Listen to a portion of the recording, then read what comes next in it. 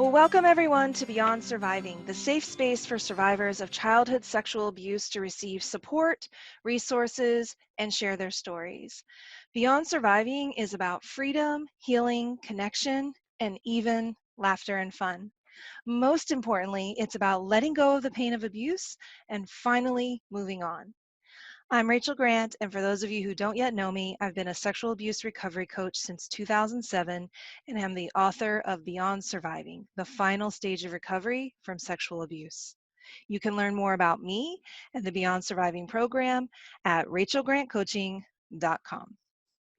Now, folks, I'm so excited to have here with me my guest, Jodi Aman. For any of you who've been following the podcast for a while, you've heard her before. She's been a guest in the past, and I just had to have her back because she is such a dynamic woman.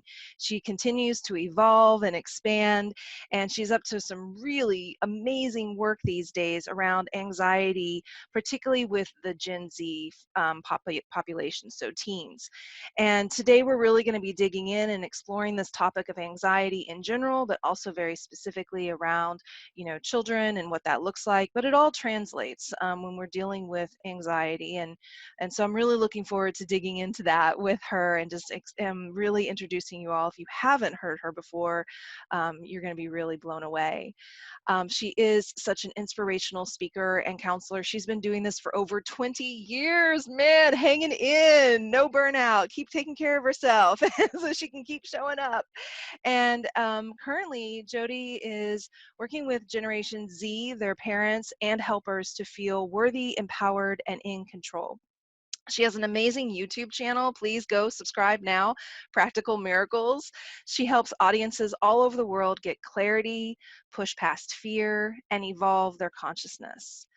And one of the things that I love about Jodi is that she's really been in this journey herself. She describes it as having clawed her way out of her own emotional turmoil. So she really gets it, y'all, and she knows what it's like to be stuck and what to do about it. And most exciting, she has a new book coming out called Anxiety. I am so done with you.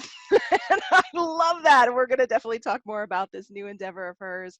You can also check out her TEDx Wilmington talk, Calm Anxious Kids. Check out her first best-selling book, You Won, Anxiety Zero.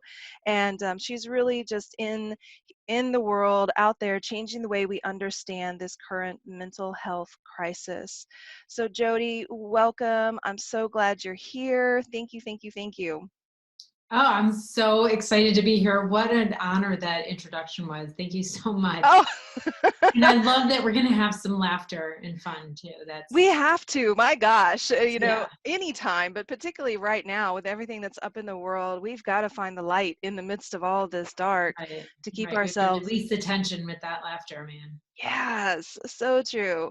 So, Jodi, tell us a little bit more about you before we get into talking a little bit more about anxiety today. Maybe give the folks listening just a little more of a sense of who you are. Well, like we said, I have three kids. I didn't say that, I guess. I have three kids, so I raised three teenagers. I really, really get it. I'm an anxiety survivor myself. I had a lot of chaos growing up and a lot of family problems. And so I went through my own emotional crisis. And then I began helping other people. I developed a 6-step process to help people get over their anxiety, to cure it completely, and I teach that in my book and my online programs. And now I wrote this book for teens because, in the last 20 years, I've been working with, as a family therapist, I work with all ages. And so I work with young people, teenagers, adults, and I really see like this a pattern changing. Mm. And the anxiety and the depression are going up, up, up, and unfortunately suicide is going up. And all of this is just so unnerving and upsetting, as parents, as caregivers, as helpers or school people. Like, everybody's like, what do we do? Right. And I think I know I have some answers because I've been doing this work for so long, and I'm like, let me get this out in a book for teens, for their parents, for their helpers. It's written for teens, which I really, really love. Yes, me I think too. anyone can read it at any age. That's amazing. Yeah, this what you're seeing and witnessing out in the world, I'm so curious about with the work that you're doing, and because this tells us about what the future is going to look like, right? Like how people are handling mental illness, mental disorder, stress, anxiety, all of these pieces of the puzzle, what resources they have access to, what or not, right? And particularly, when we think about the younger generation and all that they're facing, like, whoa, Jody, like it's a lot. I was thinking, I was watching Queer Eye the other day, and they had an episode with a 19-year-old who's out there. She decided to take a gap year before going to college, and she's working with a nonprofit and all around, climate change. And this is her day to day, right? Just out there beating the pavement, advocating, Amazing. and I'm like, that was like nowhere in my world at 18, 19. I was like, where's the party at? Where's the dance at, right? And so the level of kind of social consciousness, I'm so curious to hear you speak a little bit about that, like how much you think that is contributing or a part of.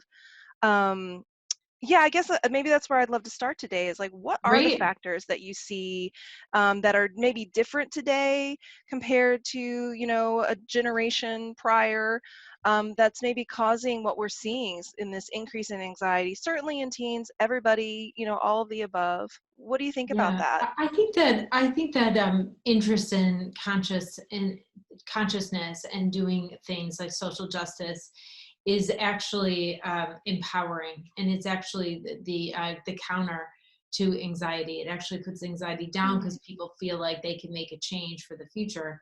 The yeah. problem is when you see all the discourse, the discord, you see all the conflict going on, and feel helpless in it. That's when your anxiety will go up. We see so much violence on our screens. We see so much arguing and conflict and people trying to get power over other people that it does increase our anxiety. When we feel helpless to do anything, or when we feel frozen in that, then our anxiety is going to go up.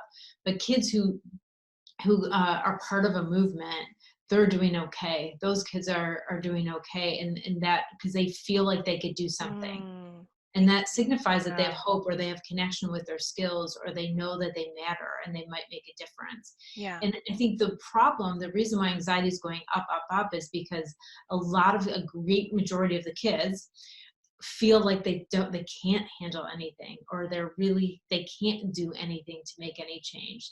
They feel really, Right. and it's from the discourses in our culture, from commercialism, but they feel like they're passive recipients of life, and they're either just Mm, lucky or not lucky, right? They're wow. missing their connection with what they could do to make a change in their life. And I think the biggest factor in that is commercialism. So they're on their screens all the time, so they have Hmm. access to commercials all the time, and these companies are like, you get this because it's really good and you deserve it. So it's like they want instant gratification. They're losing the work ethic. They don't really see cause and effect, that you have to do something to get something. It's like, you just get this, but then they don't just get it, and they don't understand why, and the only conclusion they can make is that they're not worthy. Oh, So while wow. they're feeling really entitled, they're also feeling really inadequate, which is a bit of a paradox. Whoa. And everyone's blaming them for being so entitled, but they're like, I don't feel entitled at all. I feel worthless. And so there's a kind of a disconnect going on. And what we really need is to show young people that they have skills. They're highly adaptable. They are able to do anything that they put their mind to. And that's when we're going to see a shift and a decrease of anxiety and depression. Yeah. Woo! I gotta sit with Mm, that for a second, Jody. You just said a hell of a lot. I Like that know. was wow. Like you just shifted like that for me, and then you shifted that for me. And I was like, okay, wait, I gotta bring all this together. Because you're Yeah. right. Like I hold this frame that needing to have like there being so many problems and having to be invested in those problems is at the root. But I love what you just said there, and you just flipped it totally on its head and said, no, actually, when you feel like you have resource and you have capacity and you have a say and you're engaged and you're involved and you're participating, it generates a sense of I can make a difference, I can make a change. Right. You're connected And with your personal agency. Yes, beautiful personal agency. Whereas the source of anxiety is when we feel that despair. We feel we're out of control. We don't have any influence. We feel we're at the mercy of circumstances or situations and a sense of helplessness. So, for Right. We everybody feel listening, separated. We don't belong. We're not as lucky as other people. Like when okay, you feel yeah, different, you feel like you're not able to, and you don't like yourself very right. much. When you don't like yourself very much, you don't think you could handle anything. Like you don't trust Yeah, yourself. And yeah. when you don't trust yourself, you can't handle anything. And then, you know, kind of put on top of that, if you've had trauma, and most people have had some kind of trauma, Yeah. big trauma, little trauma. Most people have had some chaos in their life that they're processing. And even if it's not in this life, you know, we know with epigenetics that we're holding on to 14 Oh, yeah. generations of trauma before us. Right. And so, you know, I really want this book to heal some of that on all these levels, Mm-hmm. because these kids are going to create our next generation. Yes. So tell me And about that moment when you said, this is an issue and I have something to say about it. Like, when did you know, like, yep, this is going to be a book and it's time and I've got to put all this together into a format that can then reach people? well, you know, that my theory on commercialism, I haven't heard that anywhere else. I Okay. pass this along. I think this is really, really important. It's something that I just can't. It just I understood by talking to my clients, you Mm-hmm. know, over and over. Um, you know, as parents in the grocery store when our kids are little and they want something and we say no and they freak out, I started to notice that this is like about their sense of worth, Mm-hmm. right? When they and they're young at that point, you know, as they get older though. But then I started to realize that people just want something just because if they think it's going to fill something or a sense of worth, but then Okay. it's like worthless and it's in the closet. Like it loses its worth after the purchase. So if you Mm-hmm. get something for no reason, like you didn't have to work for it and you get it, then it's discarded. It only had meaning as far as it meant you're worthy because you get it. And Yeah. then, you know, a lot of these toys, you know, when my kids were growing up, a lot of these toys, like they really don't do a lot. There's just kind of Mm-hmm. a lot. There's a lot of junk out there that are just like impulse buy things that there's nothing to they don't really entertain a kid for that long, Right. you know. And Yeah. so so I started to really notice that Interesting. they lose their worth afterwards, and it's about the kid being worthy. And I just started to observe this over time and see how, and a lot of research into, you know, marketing and how they're trying to sell products. And I realized that this is what's going on, that kids are losing cause and effect. That's what the basis of my TEDx talk was. So I did write about commercialism in my first book. And some people are like, oh my gosh, that's right. And some people just skim right over it. But now I'm Mm-hmm. like, I have to get this out there. Got And I it. wanted it Yeah. in my TEDx Wilmington talk because it's really major information that that can really help parents, because parents, you know what they do? They blame themselves. Mm-hmm. Kids blame themselves, parents blame I themselves. know. But if we understood that we're being Yeah. affected by this, and I'm not going to evilize, like, you know, corporations or companies. I'm my own business, and so I'm a business too. But so I'm not going to evilize any of that stuff. But if we saw that what was happening, we wouldn't let it affect us. Right. It's because we're not really aware of it. It affects us on the unconscious, and then we don't know how to make meaning around it. If Mm. we knew how to make meaning around it, we could be like, oh, okay, no, Yeah. I'm not available for that, and it would change our mentality I love completely. that. I'm Yeah, not available for that right yeah, now. Please call yeah. again. Yeah, no. So what I'm hearing, what you're saying is that you're noticing that the way that things are marketed, particularly to children, and then in the bigger scope of that, of course, it is the parents and All of all of us, us. we're Yeah, all we're feeling all that a little affected by bit. this. And what I'm hearing in that is that we've fallen into this trap of thinking that our worth and our value is something that is external, that Right. gets built up or received through the externals. So when we buy something or we achieve something, It feels good for a and moment it though when we feels buy good for a something. second. Yeah, that's right. I mean, it's not That's like it why we doesn't buy work, stuff. Retail that therapy. little boost, Yeah, for but then it dissipates. And then what people are left with, I'm hearing you say, is that collapsing of self. Like, oh yeah. no, now I feel all that feelings of like, no, I'm not good, no, I'm not worthy. And so I've got to go scramble and find the next thing. Right. It's not And it just keeps sustainable, us right? in And they this. scramble. But sometimes Yeah. they don't get it because you can't afford it. And Yeah. then it's like, but why am I not worthy of it? Oh, Right? yeah.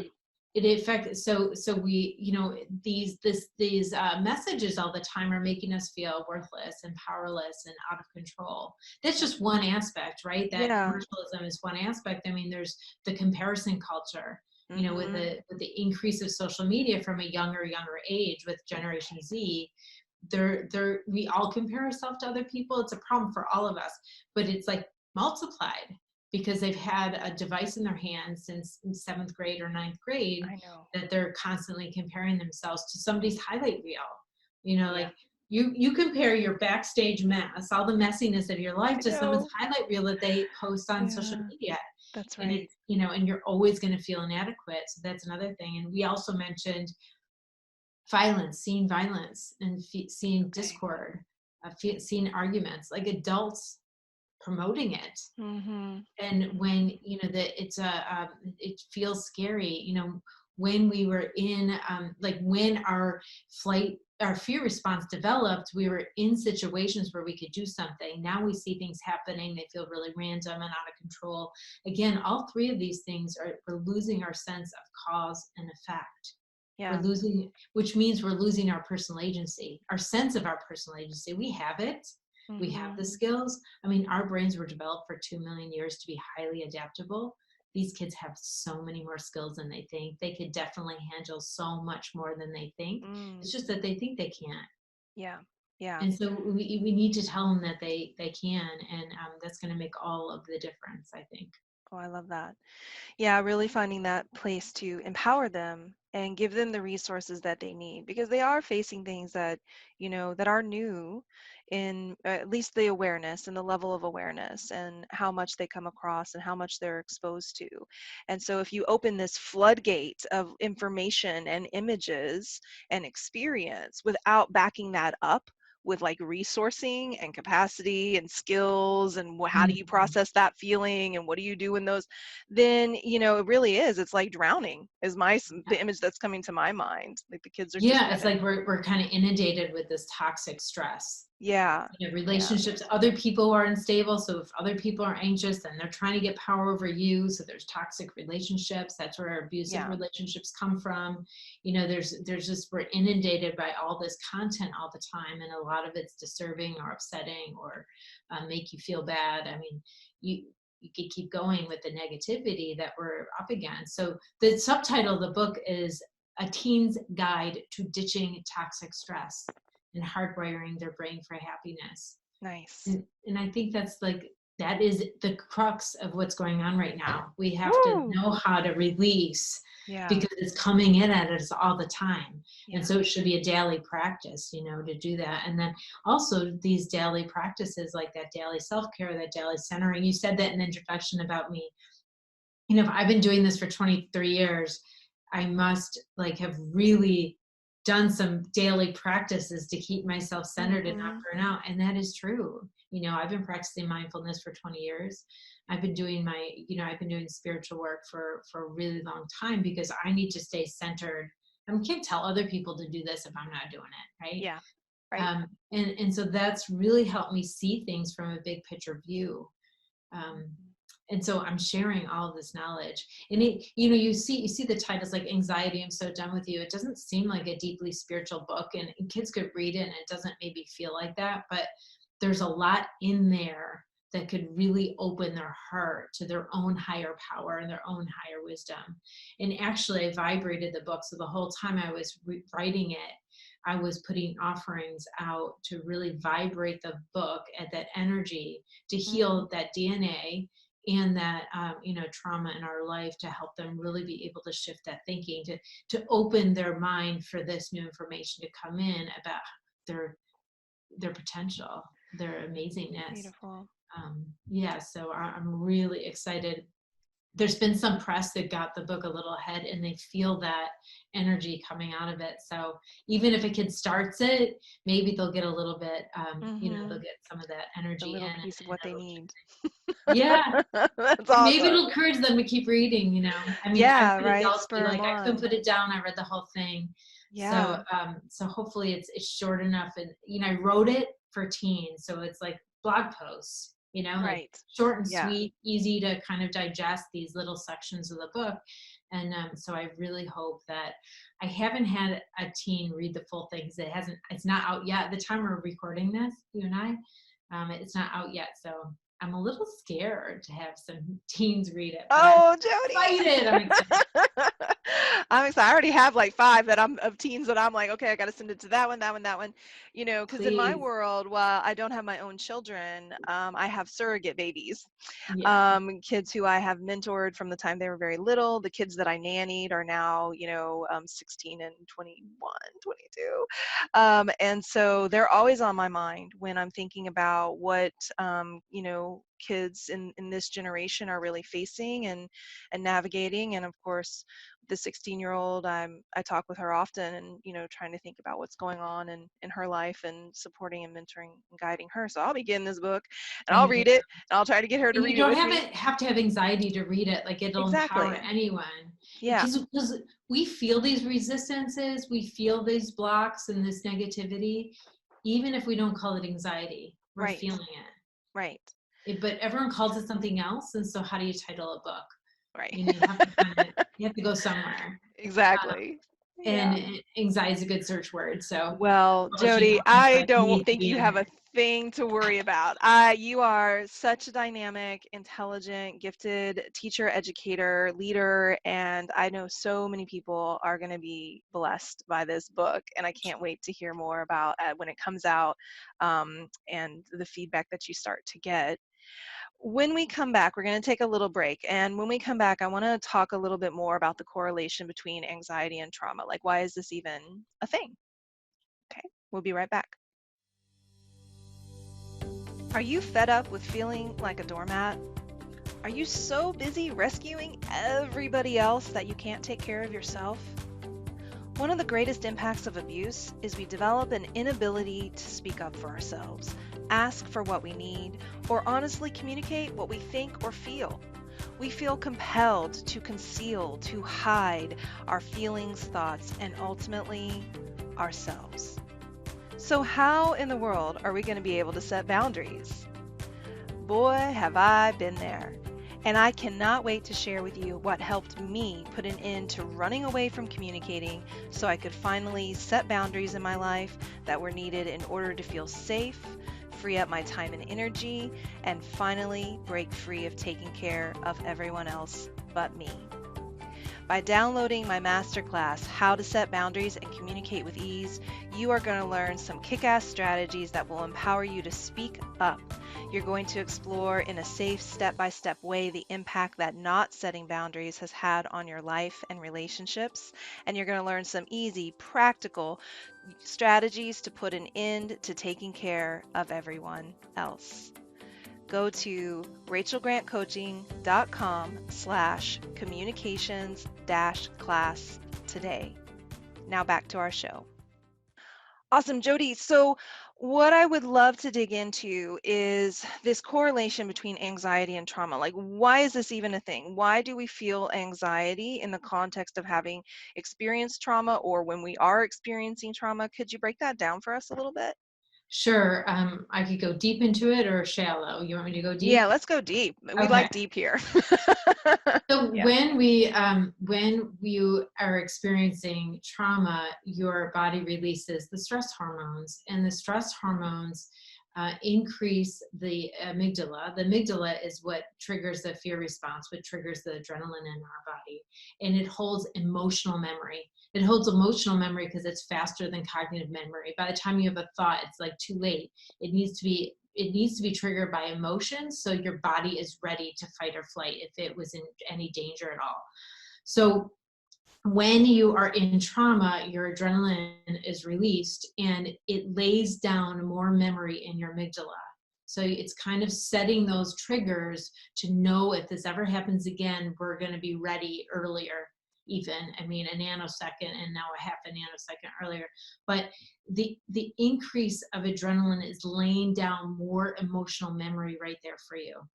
So, and then the cortisol, that's also, so there's two hormones, the stress hormones. Adrenaline's kind of that acute one, cortisol is a little bit more of a general, but the cortisol decreases the hippocampus. And the hippocampus is what lays down like the storied memory, like to Yeah. store something to help you kind of understand it or like figure it out. And like, so the cortisol decreases the hippocampus. So you're increasing this emotional memory being laid down, and you're decreasing your ability to store this in a storied memory where it makes sense. Mm-hmm. So later on in life, these triggers will contribute will trigger more often because of the history of trauma, and then you have to do the hard work yourself of pulling that out of the amygdala memory and putting it into like the prefrontal cortex memory, like a storied memory where we're healing our trauma. Yeah. So that's why that's the connection is so big, because anything in any kind of relation at all that will trigger that emotional memory, and it's going to lay down all of your senses in that moment. It's going to lay down all of the experiences in that moment. So there's tons of triggers. Right. Is gonna set off anxiety, even if you're safe in situations. Actually, most of the time Mm-hmm. in the future, Yeah. you're triggered even though you're safe. Yeah, that's And right. so that's why it happens before the healing's done, and that memory is storied. Then the anxiety is big, huge for people who've experienced trauma. Mm-hmm. Thank you for breaking that down. I love that. And bringing in the piece around the hormones, really understanding that cortisol connection. God, I read so much, like, neuroscience is my baby. I love it. I Yeah, love it. I love it. I love it. And I'm constantly learning, like, okay, got that next little piece of the puzzle here. And understanding that it's the cortisol that's at work on the hippocampus. So I've always known that the hippocampus being diminished, but I've not yet come across that direct correlation between the cortisol and the hippocampus. So thank you for that today. yes, the cortisol is what Love decreases that. it. Okay, it like Yeah. turns it off. Yeah. Basically, it's like we don't need you right now. We have to Yeah. We're survive. trying to survive. We don't Yeah, need we're to not be going to thinking store about, yeah, we this. don't Like, need to, yeah, we're not going to file exactly. this away. Like, we're Yeah. surviving. Like, turn I off for a sometimes minute. describe the hippocampus as like the note taker of the brain. And like Yeah, when we're in trauma, where he's like, he's like, I yeah. ain't Like, writing we any of don't that need shit down, you. right? I don't want to look at it. Yeah, exactly. So for everybody listening, I hope this is helping you to just contextualize like what you're experiencing and why you're experiencing. So we have the impact of trauma on the very real like chemical makeup of our brain and biological structural makeup of our brain. And then we have the stories and belief systems that will sit alongside that of I'm not worthy and I'm helpless and there isn't anything I can do and I can't handle that. And so then that exacerbates it all. So one of the things that we talked about exploring when we were preparing for this conversation was to explore how to think about the anxiety that you feel. And I love that just as a framework. So let's dig into that a little bit. What do you mean by that? To think about what you're feeling. Can you say more? Yeah, anxiety has so much mystery around it, and that the mystery really gives it a lot of power, because it feels so out of control when it's mysterious. We don't know when it's coming. We don't know why it comes. We don't know where it's from, all that kind of stuff. That gives anxiety power. And so if you understood anxiety, like understood it biologically, understood where it came from, why it's there, what it's doing, it takes the mystery out of it. So that's how you think about it, like how you Nice. see it, like why it's there, what it came out. And you could see in the titles of both my books, like one book titles You Won, Anxiety Zero, and the other book titles Anxiety, I'm So Done With You. What do they both have in common? Anxiety's personified. We're Mm, externalizing anxiety because so much people think of it as part of their own identity. me. So Yeah. much is like, I am anxious. Like, it's like they are anxiety, and the lies that anxiety tells them, they feel like that's rational, that's me, or that's true, seems true.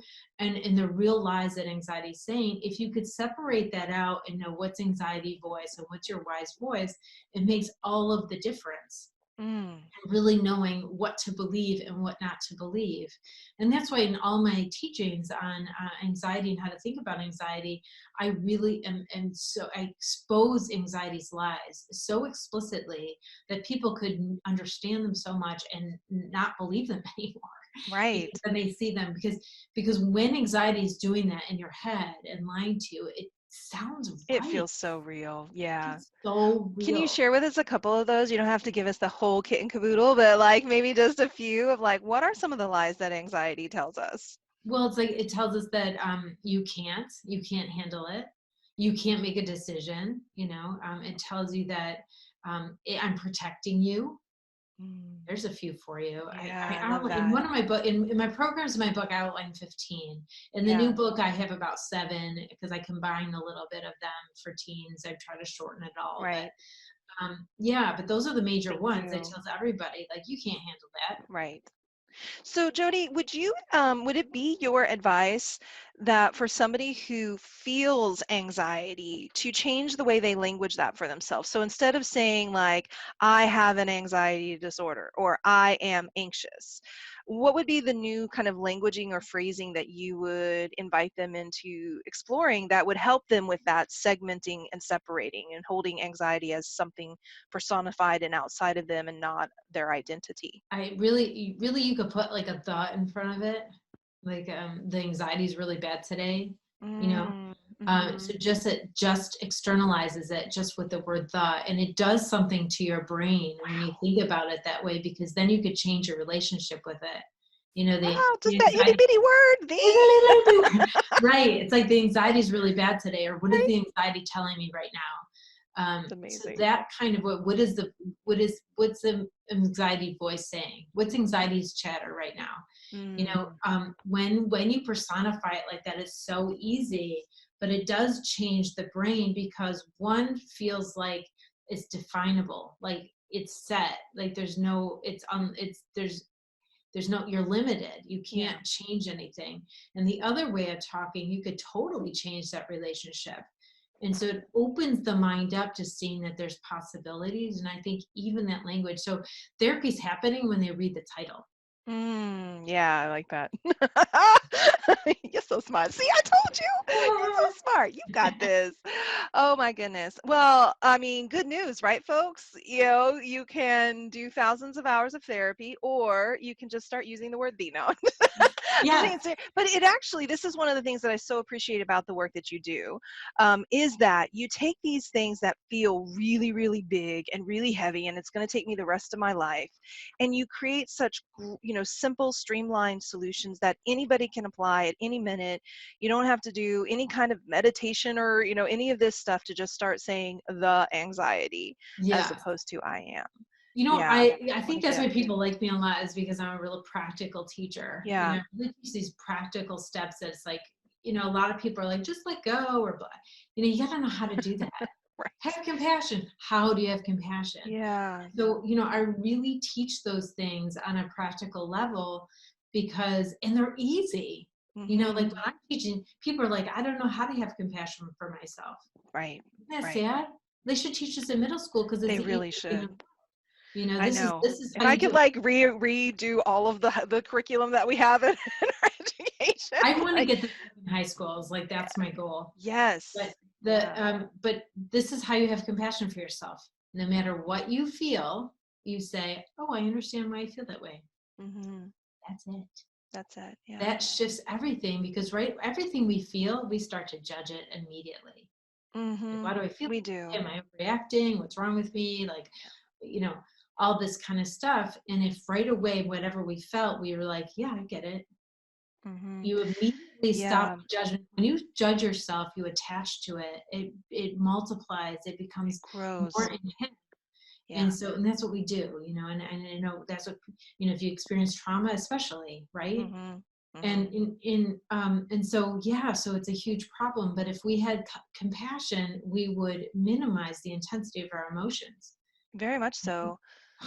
Yeah, It's I think I see this so much in the work that I do with my clients around healing sexual trauma is that feelings have not been a safe place to go or to be. Like many people grow up in environments where feelings are not allowed, only certain types of feelings are allowed. And so the relationship to anything that comes through that, any energy of feeling that comes through is dangerous. just danger. And so my little version of that is really just naming and validating. Like I am feeling angry and it's okay that I'm feeling angry.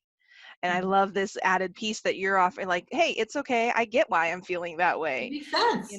It makes sense. You don't, Yeah. it doesn't even, like, that's what our judgments are doing. We're saying this Yeah. doesn't make This sense for us isn't to okay. feel It's this way. bad. But if our Yeah. best friend felt that way, we totally I understand. know. We like just wrap them up in love and like kiss and hug. But yeah, that's right. So we've got to Because bring immediately you that. feel something, and and then the amygdala goes off because there's been some trauma around feeling, Mm-hmm. right? And Mm-hmm. you, And then it's just that spiral effect, and right? then you're like, why am I feeling Yeah. this way? I don't understand. Why am I feeling this way? Mm. It's distracting, right? Because now you have to understand why you're feeling that way instead of healing the feeling, Yeah. right? Yeah. So That's we right. go into the story of why we're feeling that way, and it's a complete distraction It from. is. Did you all hear that? Please say that again. Well, when we feel something and then we're like, why do I feel this way? Why do I feel this way? Why am I go?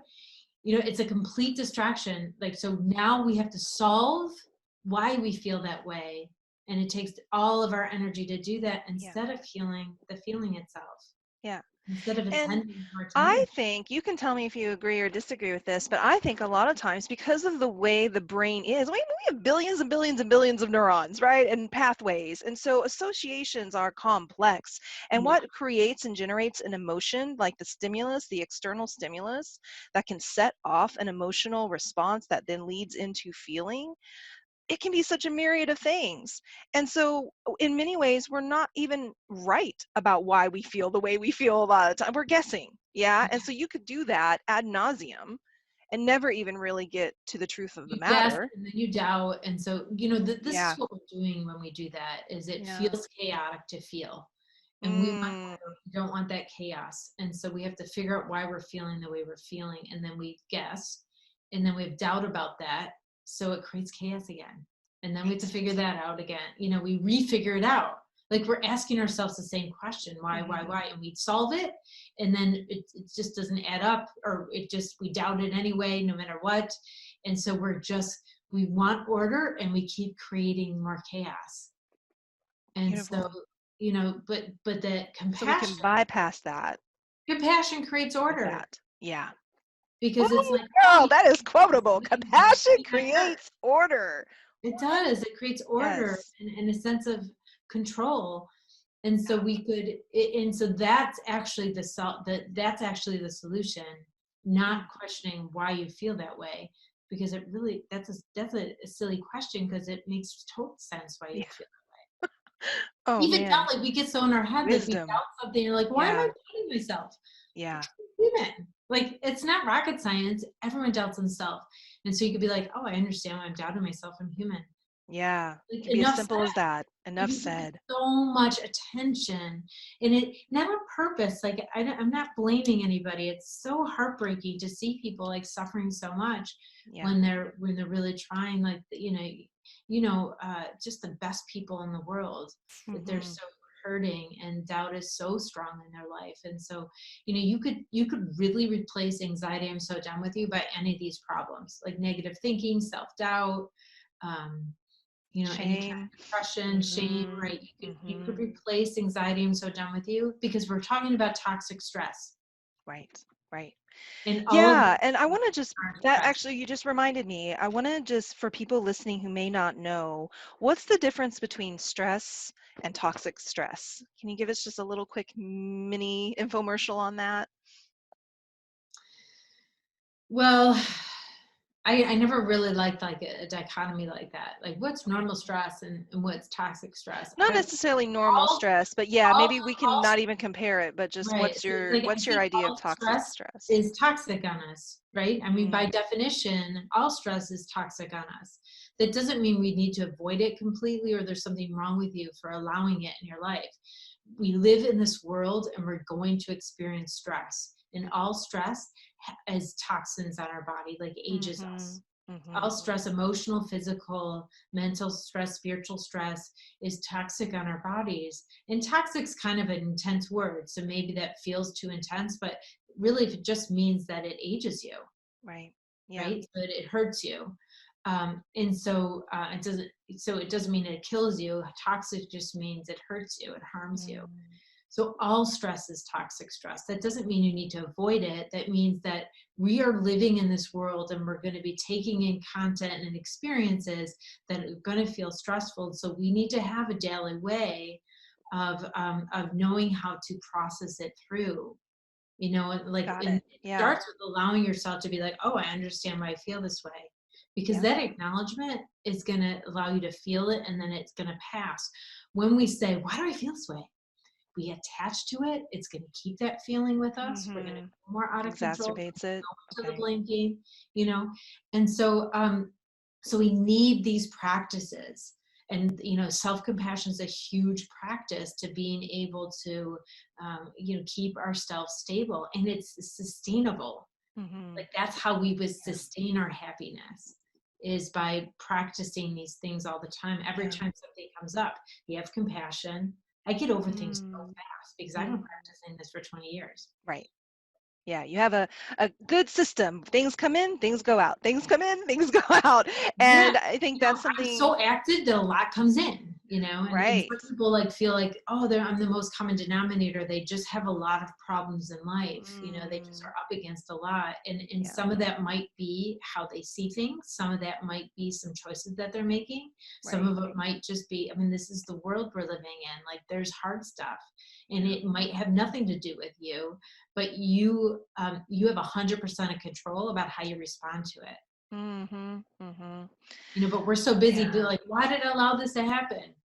Yeah. And so that disempowers us and takes us out of the place of active choice or taking care of ourselves. You're not And trusting so ourselves at not all. trusting ourselves. Yeah. Wow. Jodi, I could talk to you for like another 2 hours on this topic. And there's just so much, and there are so many more questions and many things that I'd love to explore with you. But as we start to wrap up, I wonder if you might just offer any, final words of encouragement. What you want people to know who are dealing with the anxiety, Yeah. and just anything you want to offer them before we go today. Listen, you have so much more potential than you think. If you're dealing with anything that stops you in your life from living fully, get these books or come hang out with me. I have hundreds of videos on YouTube. I have lots of resources in personal development courses on my website. And so I'd love to help you get better. There's just no reason to stay like this, because you definitely can feel better. I've been working with people with trauma for 23 years, and you can get better. It gets better than this, I promise. Jodi, thank you so much for your wisdom, for your beauty, your grace, your awesomeness, your Ooh, straightforwardness, your practicality. I just appreciate all of those things so much for you and your courage, because to continue to lean into this work and stick with it and take things to, like, you're exploring something new. I think that's one thing I really appreciate and admire about you as well. Like, you're continuing to see like what's next and expand, and that's just such an inspiration to thank me, you. and it's an honor to have you here with me. So Thank you appreciate so you. much. Thank you. For I appreciate everybody, yeah, all of you're doing. course. Thank you. For everybody listening, please go to Jodi Aman, Jodi, M as in Mary, N as in Nancy, .com, and check out all of the great resources that Jodi has at her website. The links will all be in the notes as well. You can connect with her on Instagram at Jodi Aman Love. She's on YouTube, as we've mentioned. Go and Google that. And her book will be available for purchase on Amazon. And so the link also for the book will be in the show notes. So please be sure to go and pick up that book, gift it, share it, spread the word about it. And I want to just offer thanks and gratitude for everybody listening and joining us today. Thank you for taking time out of your day to be a part of this conversation. And don't forget to pop over to rachelgrantcoaching.com as well and check out the resources that are available, learn more about sexual abuse recovery coaching, and subscribe to our podcast and come back next time because we have so much more to share. And until then, take good care of you.